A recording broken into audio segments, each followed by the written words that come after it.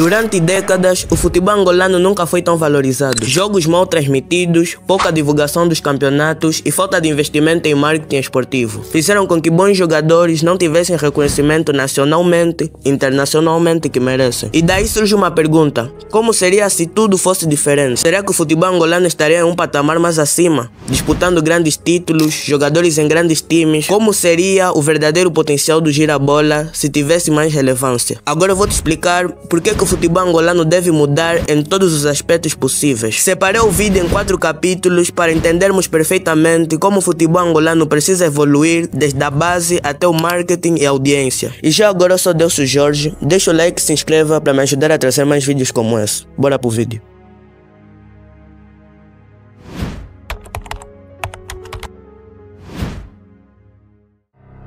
Já não é novidade para ninguém que temos crianças e jovens em Angola com grande talento. Talento esses que os levariam a jogar em grandes ligas e competir por grandes títulos. Mas por falta de condição, muitos acabam por ver esse sonho cada vez mais distante. Muitos times e escolas de futebol não possuem as condições necessárias para desenvolver um jogador taticamente e fisicamente. Porque sabemos que no futebol, para se tornar profissional, não depende simplesmente do talento. Temos o exemplo do Cristiano Ronaldo, um dos grandes jogadores do mundo, que na base não era um jogador muito talentoso, mas com esforço e dedicação sabemos onde ele conseguiu chegar. Uma vez um dos antigos funcionários do Sporting disse que ele ficava até tarde no ginásio, melhorando seu físico e resistência e outros atributos. E adivinha, a maioria das escolas de futebol em Angola não possuem ginásio. E isso muitas das vezes pode acabar por prejudicar o desempenho dos jogadores. E muitas das escolas e clubes que possuem todas essas condições necessárias, como ginásio, balneários, dormitórios, entre outros, são privados, ou seja, deves pagar para entrar. E muitos dos pais não conseguem investir nos seus filhos por priorizar as despesas de casa e a vida acadêmica dos seus filhos. E muitas das vezes por medo de seus filhos acabarem como outros jogadores angolanos que não conseguiram sobressair no futebol. Por isso é que muita gente ainda joga na rua.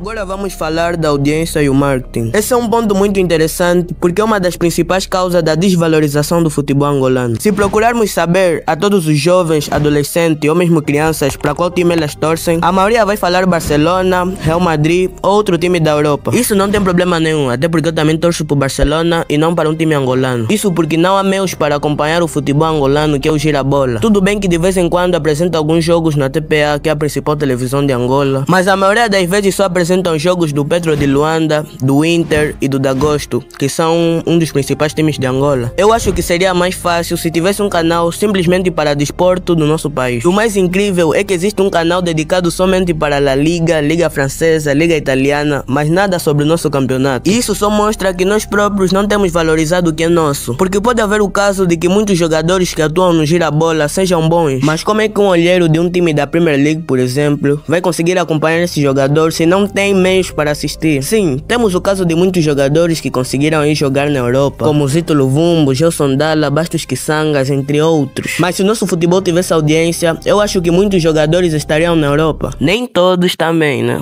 Mas acho que um ou dois, não sei, eu também não assisto Girabola. Mas sem audiência, nada disso será possível.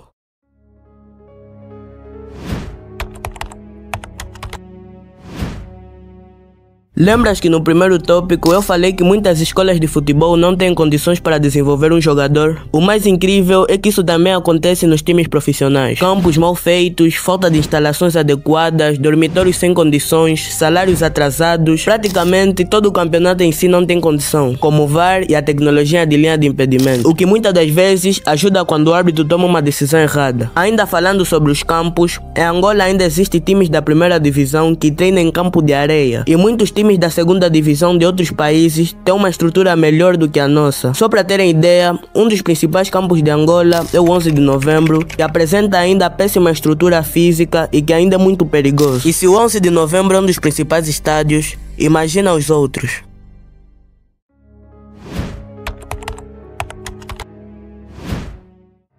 Mesmo estando em um grande crescimento desde os últimos anos e buscando cada vez mais conquistar o seu espaço nos campeonatos africanos e internacional, a seleção angolana nunca fez um grande feito para estarmos entre as maiores seleções de África. E muitas das vezes, por projetos fracassados na equipa técnica da seleção, polêmicas e até fatores econômicos, a nossa seleção tem sido prejudicada. Por esta razão, muitos jogadores se recusam a jogar na seleção angolana. Existe casos de jogadores angolanos que, por falta de condições do nosso país, agora defendem as cores de outras bandeiras. E eu já fiz um vídeo a falar sobre isso aqui no canal. Então, se você quiser dar uma olhada, vou deixar um card aqui em cima ou vou deixar no final do vídeo. Todos nós sabemos que Angola tem potencial e talento para que o nosso futebol seja reconhecido mundialmente. Mas por estas razões citadas nesse vídeo e outras, a realidade é completamente diferente. E ainda vemos situações precárias no desporto aqui em Angola. Mas eu acredito que isso tudo ainda pode melhorar. Mas isso não depende de mim, nem de você, mas sim de todos. E se você assistiu o vídeo até aqui, deixa o like, se inscreva no canal para não perder os próximos conteúdos. Eu sou Delcio Jorge e esse foi mais um vídeo do meu canal. Fui!